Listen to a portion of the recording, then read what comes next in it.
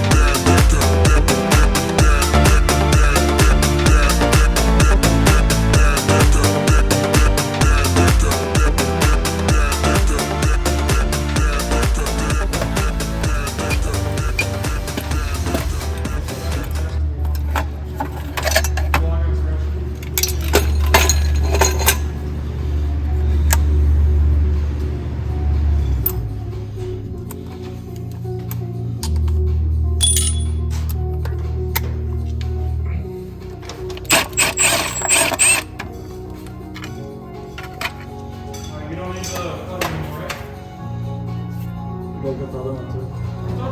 You gotta get the other one.